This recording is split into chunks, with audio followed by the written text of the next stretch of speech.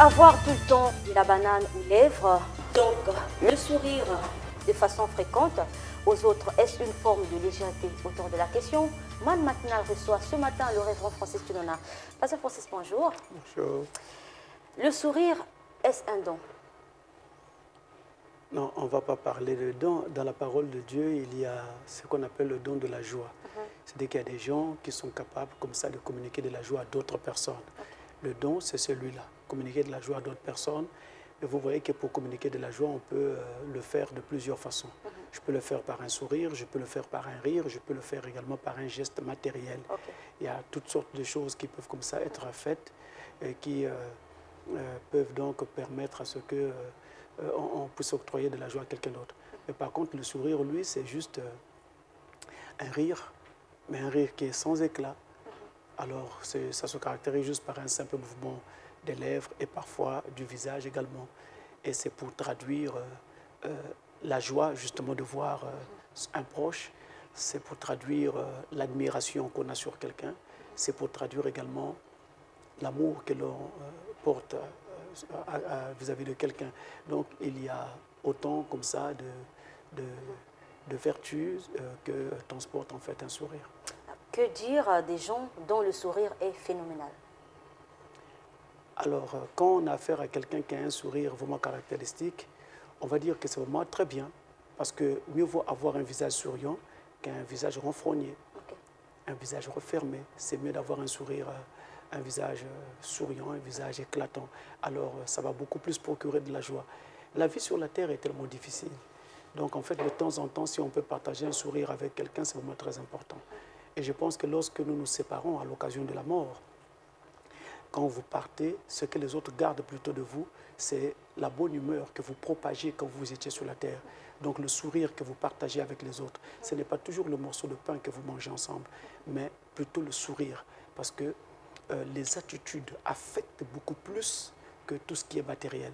Vous allez voir que quelqu'un même à qui vous donnez, vous couvrez de biens matériels, et bien souvent chez cette personne, surtout quand elle a commencé déjà à former dans son cœur un projet contre vous, toutes ces choses que vous mettrez entre ses mains seront comme des épines que vous mettez entre ses mains et non plus des roses. Parce que dans son cœur, il n'est plus en odeur de sainteté avec vous. C'est pourquoi le plus important, en tout cas la chose la plus importante, c'est un sourire. Être capable vraiment de sourire et de partager cette bonne humeur avec les gens. Parce que le sourire caractérise aussi la bonne humeur.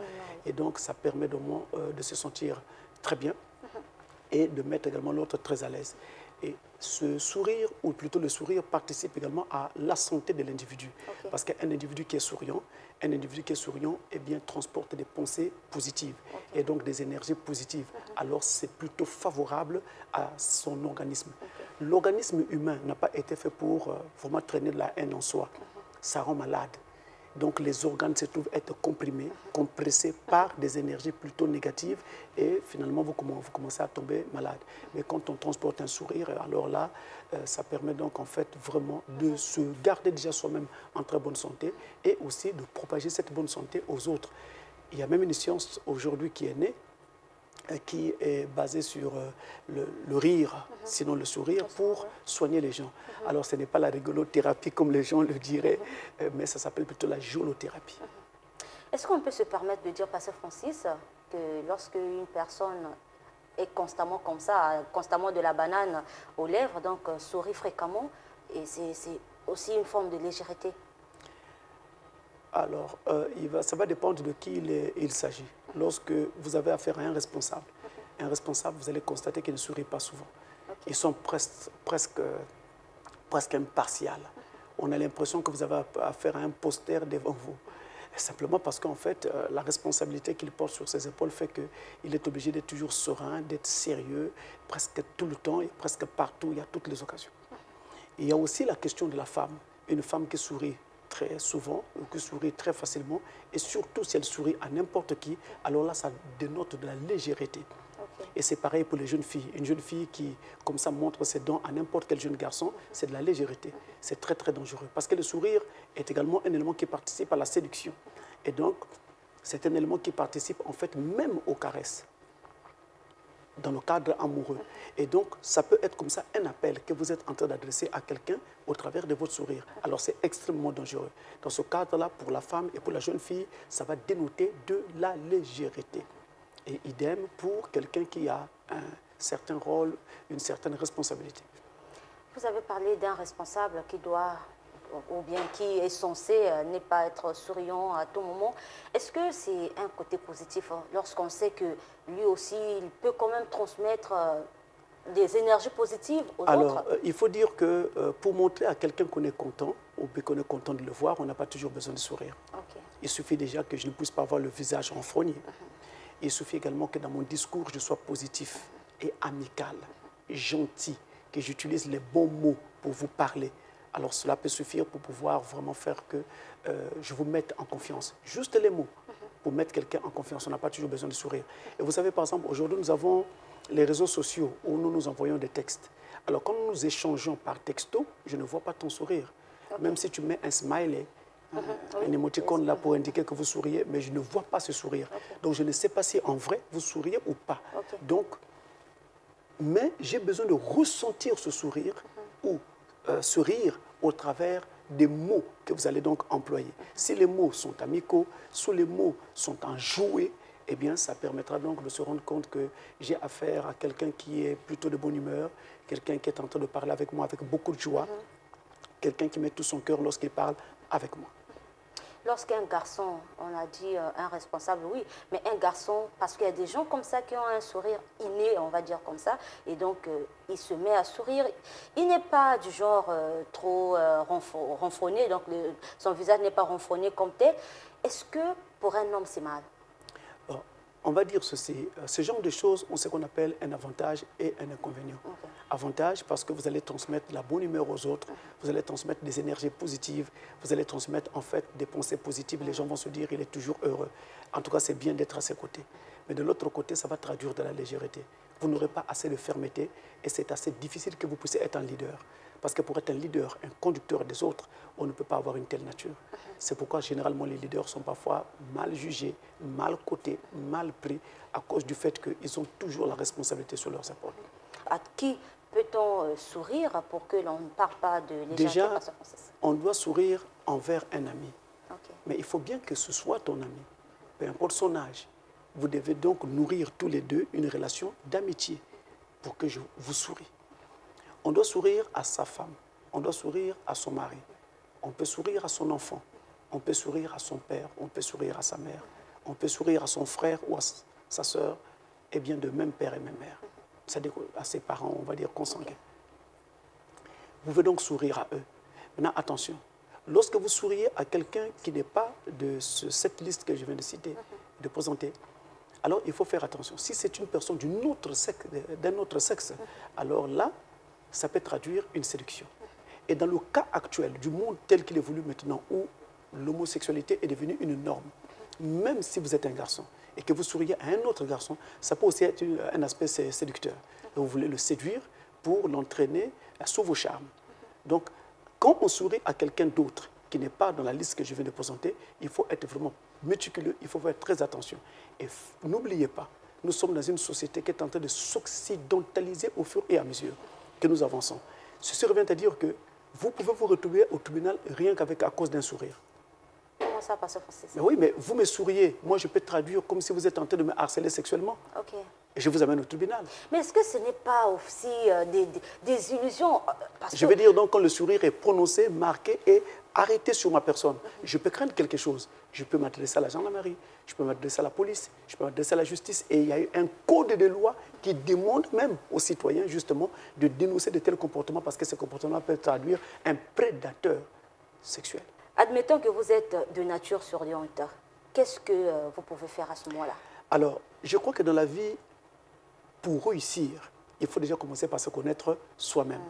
Quand on se connaît soi-même, et d'ailleurs c'est même un principe de la parole de Dieu, Frobanam, le messager du temps de la fin, a prêché sur comment puis-je vaincre. Et Frobanam dit que le plus grand ennemi de l'homme, c'est l'homme lui-même. C'est-à-dire, tel que je suis Pasteur Francis, le plus grand ennemi de Pasteur Francis, ce n'est même pas Satan, c'est Pasteur Francis lui-même. Okay. Donc si je veux vaincre, je dois commencer par connaître d'abord qui est Pasteur Francis. C'est-à-dire, quelles sont mes forces, quelles sont mes faiblesses. À partir de cet instant-là, je veux maintenant faire en sorte que mes forces soient consolidées et mes faiblesses, en fait, puissent être corrigées. Okay. C'est comme ça qu'il faudra faire. Donc, sourire, c'est bien, mais ça enlève la fermeté, surtout quand il s'agit d'un homme. Un homme ne peut pas sourire comme ça, comme une femme, ou comme une collégienne. Non, mais c'est sa nature. Parce que un homme ne peut pas sourire comme une patate qui vient de cuire. Est-ce que là aussi, ça n'émane pas de Dieu? Parce que c'est Dieu qui, on va dire que c'est Dieu qui crée les gens, et donc c'est inné. Il y a des caractères qui doivent se construire. Okay. Donc, vous êtes né, vous avez manqué ce caractère. Maintenant, vous devez le construire par rapport à ce que vous voulez devenir. D'accord. Donc, vous devez construire ce caractère. Il y a beaucoup de choses comme ça qu'il faudra donc en fait apprendre. Et on apprend aussi de ses erreurs, on apprend aussi de ses échecs, et on va comme ça de l'avant. Est-ce qu'on peut aller jusqu'à dire que le démon du sourire existe aussi? Alors oui, oui. Parce que justement, vous pouvez être ensorcelé de façon que vous puissiez passer toute votre vie à ne faire que rire. Rire et rire. Et vous ne pensez à rien de sérieux. Il n'y a que le rire qui vous intéresse. Et ça peut être également, ça peut provenir d'un envoûtement. Et on peut délivrer des gens comme ça, Mais quand il est établi qu'il s'agit d'un envoûtement, on doit délivrer la personne. Maintenant, pour établir qu'il s'agit d'un envoûtement, faites attention. Il ne faut pas penser que parce que quelqu'un sourit tout le temps, ou peut-être comme vous le pensez un peu trop, vous dites tout de suite que non, il s'agit d'un démon. Non. On doit parler avec la personne et pour découvrir qu'est-ce qui se passe dans cet individu au moment où il se met à sourire. Et si on décèle des marques de présence démoniaque, en ce moment-là, on pourra intervenir. Parce que, à côté de ce que nous venons de dire, démon ou alors possession démoniaque, il y a un autre problème. Il y a une pathologie qui existe qu'on appelle la bipolarité, qui peut rendre quelqu'un euphorique. Donc, à un moment donné de la journée, comme ça, il devient euphorique, sans trop de raisons apparentes. Ça, c'est la bipolarité. Et c'est une pathologie qui existe. Donc, vous comprenez qu'on ne peut pas être pasteur parce que vous le voulez ou parce que vous sentez un chatouillement. Il faut avoir les deux pieds d'équilibre sur terre. Sinon, c'est pourquoi il y a trop de scandales dans les églises. Les gens manquent la connaissance des choses. Un pasteur doit être quelqu'un qui est devenu lui-même une véritable institution. Et dans la plupart des domaines, il a une large ouverture. C'est ainsi qu'il peut aider les gens. Vous savez, je vous donne juste une petite anecdote. Une fois, une sœur me raconte une histoire comme quoi dans sa famille, on donne toujours le sida aux gens par le biais de la sorcellerie. Et que donc, en fait, elle serait atteinte du sida par la sorcellerie. Et le sida était confirmé. On avait fait la vérification médicale, en tout cas, elle était séropositive. Donc, c'était établi. Mais pour elle, c'était la sorcellerie. Elle vient m'en parler à moi. Je reste calme. Je la regarde. Après, je dis non. Pourquoi ça ne peut venir que de la sorcellerie? Est-ce qu'il n'y a pas eu de fautes commises par elle-même qui pourraient engendrer cette maladie? Alors, je me suis mis donc à faire ce qu'on appelle une cure d'âme. J'ai commencé à parler avec elle pour découvrir un peu quelle était sa vie. Parce que quand je lui pose la question, elle tourne sorcellerie. Je peux sorcellerie. Je dis non, moi aussi je change, je tourne. Je fais autrement. Je commence à parler d'autres choses concernant sa vie. Comment est-ce qu'elle a évolué dans la vie? Elle travaille dans quelle entreprise? Elle m'a donné le nom de l'entreprise. Et je dis, mais est-ce que c'était une entreprise, c'était comment? De temps en temps, on recevait des expatriés. Ah, ça tire mon attention. Et de temps en temps, alors je demande, est-ce que vous n'avez jamais eu une relation avec un expatrié? Il dit, oui, pasteur, ça s'était déjà arrivé. Et il m'a donné le nom d'un expatrié, le nom, je crois, et la nationalité d'un expatrié qui était arrivé. Ils ont eu commerce ensemble. Et je fonce là, je fonce. Ce jour-là, je découvre que pendant qu'ils ont eu leur moment intime, ils ont eu un moment intime protégé. Elle me dit, non, non, c'est pas ça, c'était protégé. Je fonce jusqu'à découvrir, jusqu'à ce qu'elle avoue que pendant le moment intime, la protection s'était déchirée. Et donc, les premiers symptômes de la maladie, elle a commencé à les constater après cet événement-là. Alors, vous parlez de la sorcellerie. Et tout le temps, on met tout sur les sorciers, tout sur les sorciers. Il faut de l'équilibre. C'est pareil pour toutes ces choses. Et lorsque Pasteur Francis a un frère, on va dire ça comme ça. Vous savez, pardon, quand je suis arrivé à Pointe-Noire nouvellement, je venais de Brazzaville, je viens de trouver un problème dans Pointe-Noire. La plupart des gens dans Pointe-Noire étaient stomaqués parce que dès lors qu'il dormait et faisait un rêve comme quoi il a eu à préparer la nuit ou à manger, alors il avait eu donc, on va dire, la nourriture de nuit et que donc c'était une initiation à la sorcellerie. Mais presque tout le monde était sorcier dans Pointe-Noire. Je dis, mais non, mais qu'est-ce que les pasteurs sont en train de faire? C'est scandaleux. On ne peut pas parler d'initiation à la sorcellerie parce qu'on vient de faire un songe comme quoi on a préparé la nuit ou on a mangé la nuit et tout de suite, à cause de ce songe unique, vous dites que non, il s'agit d'une initiation. J'ai démantelé cela pour aider les gens à se sentir alors libres. Il y a d'autres signes qui doivent accompagner pour qu'on dise qu'il ne s'agit pas de ça. Tenez, un enfant qui prépare un examen et qui fait tout le temps les mathématiques et les sciences physiques, qu'est-ce qui va arriver avant l'examen? Il va dormir et rêver les mathématiques et rêver les sciences physiques. Pourquoi? Mais parce qu'il le fait si souvent que ça finit par devenir des songes. Une femme, elle prépare tout le temps. C'est son activité de tous les jours. Mais elle le fait si souvent que ça peut aussi devenir un songe. Mais un homme qui ne prépare pas assez souvent, mais fait ce genre de rêve. Il y a d'autres signes qui doivent accompagner. Je n'avais pas voulu trop étaler ces signes à la télévision parce qu'après les gens vont prendre pour dire non, Dieu m'a révélé. Je sais de quoi je parle. Et donc quand je parle donc avec les gens, je contrôle tous ces signes-là pour déceler qu'il ne s'agit pas d'une initiation à la sorcellerie. Et dans d'autres cas, il s'agit bien d'une initiation à la sorcellerie. Parce que Francis, lorsqu'on parle du démon du sourire, par exemple, si ça existe, on ne va pas tout d'un coup dire que c'est un démon. Il faudrait bien examiner la chose. Il faut examiner le cas. Peut-être que c'est la bipolarité dont je parle. Okay. Donc c'est une maladie qui rend la personne de temps en temps euphorique. La personne change d'attitude et va aux extrêmes. Le sourire peut-il désaxer quelqu'un jusqu'au point de perdre les pédales? Ah oui, parce que j'ai dit que le sourire est également un élément de séduction. Donc si je souris de façon à ce que ça vous séduit, eh bien vous serez désaxé. Okay. Parce qu'en temps normal, vous n'accepterez pas mes propositions. Mais vous allez les accepter parce que là, vous êtes désaxé.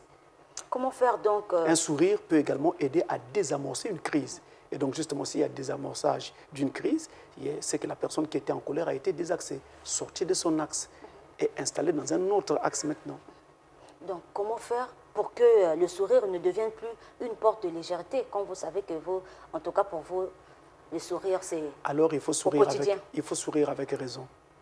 Peut-être décréter un jeûne de 40 jours, parce que lorsque l'on sait, dans le jeûne, on le sait bien, on est ferme, on n'est pas souriant.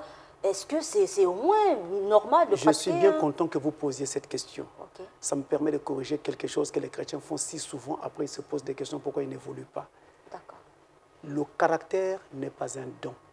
Le caractère s'acquiert sur le terrain. Donc c'est un combat. Okay, après, si vous priez, même en jeûnant, pour que Dieu vous donne un certain caractère, ça ne viendra pas. Okay. Vous devez demander plutôt à Dieu les épreuves qui correspondent à ce caractère-là pour que vous l'ayez. Mais Dieu ne vous donnera jamais ce caractère. Vous devez l'acquérir sur le terrain. Voilà pourquoi les chrétiens disent, moi je manque de ceci, je n'arrive pas à faire ceci, j'ai encore tel péché, je m'en vais prier. Observez bien, je parle à tous les chrétiens, quand vous priez, est-ce que ça vient? Non, ça ne vient pas. Parce que ce n'est pas la voie tracée par Dieu pour que ça vienne. La voie tracée par Dieu, c'est que vous devez gagner cela sur le terrain. Okay. Pas en priant. Vous avez beau crier, donc, même quand vous priez, Dieu, lui, en réponse à votre prière, il vous enverra des épreuves qui correspondent à ce que vous êtes en train de demander. Et c'est par ces épreuves que vous allez donc travailler, vous allez vous parfaire pour parvenir à cela. Donc, le caractère n'est pas un don. Quelqu'un qui a fait un programme de ne plus sourire, donc il dit que je ne veux plus sourire. Je fais comme ça un bon moment de jeûne, soit 40 jours comme le Seigneur Jésus-Christ, pour qu'au moins ce côté-là parte, puisque lorsqu'on est en jeûne, on est concentré, on est un peu renfrogné, voilà. Donc, une fois le jeûne passé, quand le jeûne sera passé, vous allez revenir à vos anciennes habitudes. Okay. Vous savez que la Bible, il y a un adage qui dit que la nature revient très vite au galop. Hein? Et n'oubliez pas, donc, si on va vous mettre comme ça devant vous, quelqu'un avec un nez de Pinocchio, vous allez certainement rire. Donc, on a besoin de prier pour que le sourire vous parte. Vous pouvez vous prier si vous le voulez, mais n'oubliez pas, ça ne viendra pas par la prière. Si vous priez, Dieu vous donnera en réponse à votre prière des épreuves qui vous permettront d'avoir cela. Vous vous rappelez de l'épisode de Frère Branham où il y avait quelqu'un qui est venu le voir pour lui dire « Frère Branham, je manque de patience, prie pour moi pour que j'ai de la patience. » Qu'est-ce que William Branham a fait? Il a imposé les mains à la personne. Mais il n'a pas dit « Oh Dieu, donne-lui la patience ». Non, il dit « Seigneur, donne-lui des épreuves pour qu'il ait de la patience. » Parce que le caractère est un combat, vous devez l'acquérir sur le terrain. Ce n'est pas un don. Même si vous dites « Seigneur, je manque de vertu, je manque de ceci », Dieu va faire que vous ayez des épreuves qui vont vous amener à avoir cette vertu, à avoir ce caractère. Le sourire, je vais dire, le sourire maîtrisé est un caractère. Parce que par le sourire, je transmets un message. Par le sourire, je gagne. Par le sourire, je désamorce des crises. Par le sourire, je change des choses. Par le sourire, je peux aussi gagner l'amour d'une femme. On entend des gens dire, ah, lorsque la sœur Intel est là, en tout cas, elle sourit, ça fait du bien. Alors qu'on n'est pas parenté, il n'y a rien du tout. Mais c'est très bien. Parce que là, Dieu lui a donné cette ouverture-là pour faire du bien aux autres par ce canal.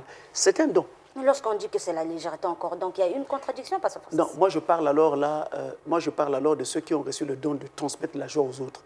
Et j'ai dit qu'on peut transmettre la joie au travers d'un sourire, au travers d'un rire, au travers de plein de choses. D'une personne qui sourit à tout moment et les gens sont contents de lui. Non, c'est mauvais. Il y a un mauvais côté derrière ça. Vous ne devrez pas sourire à tout moment. Ça vous fait perdre la personnalité. Pasteur Francis, merci. C'est son prix.